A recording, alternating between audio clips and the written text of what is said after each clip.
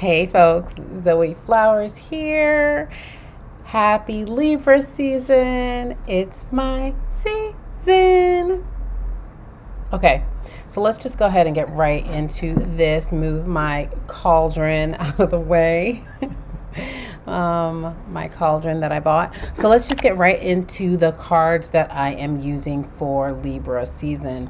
So it's really interesting because these cards are definitely a mishmash of energy, and I'm not really sure how I feel about that.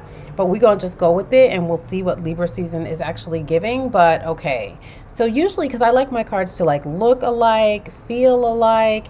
But again, I'm just getting lots of different energies. So perhaps that's a foreshadowing of what Libra season is going to be giving, like a lot of different energies. I mean, that would kind of make sense. We do have a Mercury retrograde that's happening in Libra season. Yay!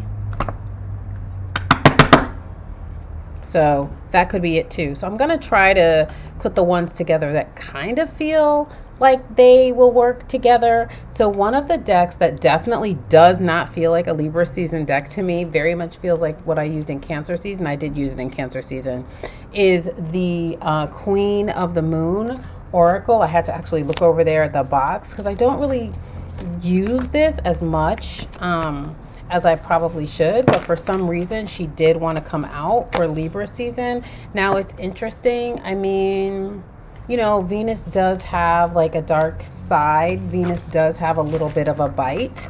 So that could be why this moon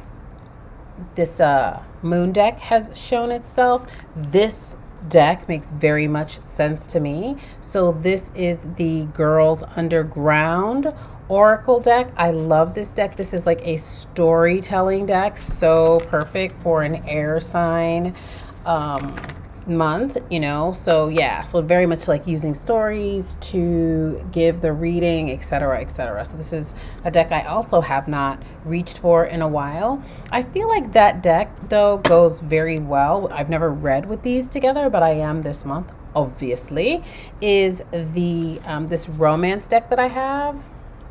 So this is a deck that I didn't really love, but it definitely wanted to come out for Libra season. I liked it in theory when I saw it online, but then when I got it, I just didn't feel like it was given what it was supposed to have gave.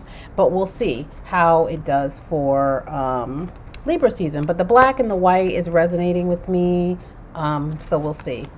Yes, I have a Band-Aid on my finger. My cat scratched me this morning.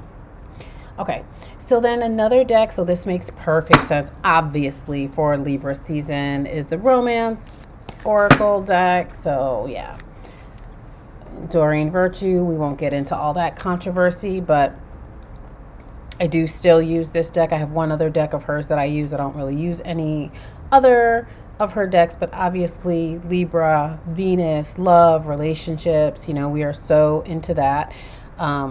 So yeah, so that makes perfect sense for Libra season. Another deck that makes very much, what is very much? Oh my gosh. A deck that makes sense to me for Libra season is the Thread Bound Oracle. So this is all based on books and book making, the art of bookmaking. And so this feels very air, you know, literature, all those things that Libra likes. It's a light deck. You know, I felt like, you know, Libra, we want to have like a very light energy. You know, we like to keep it cute. We could get it crunk if we want to, but that's not necessarily like our main zhuzh. So this deck is giving me exactly what I need. Another deck that is giving me exactly what I need for Libra season, and I'm so excited because it's going to go so well with these other two decks that I'm using. Actually, this third one as well is one of my favorite crystal decks by the creator of the Mystic Mondays Tarot deck. This is the Crystal Grid deck. I love this deck. It's absolutely stunning. I love the colors. And this is going to go absolutely perfectly with my Shine from the Inside deck. I mean, look at that. That's so pretty. And what I love about the Crystal Grid Oracle is that it has this amazing text on the back. So look at that. Oh my God, look at that, Libra. This crystal, ametrine. And there's still actually a lot of crystals in here because I haven't, there's a lot of crystals in here that I'm unfamiliar with. So I always love that because obviously I haven't made my way through the whole deck yet. So this ametrine works with Libra, the planet Jupiter, the planet Neptune, and the planet Pluto. And this is a card of energetic, intuitive, and being connected. And then look, keep your thoughts positive. So these things, even though I pull them randomly, they go so nice together. So this is the Shine from the Inside Oracle deck, which I absolutely adore. I'm so glad that it wanted to come out and play for Libra season. And honestly, this is what I'm talking about. When my decks work together and talk together, it just makes me so happy. So we have the Work Your Light deck. And I mean, oh my goodness, look at that. Oh my God. It's like she's actually looking at, I love it. I love it. I love it. I love it. I love it. I love it. Sorry. Every time we touching.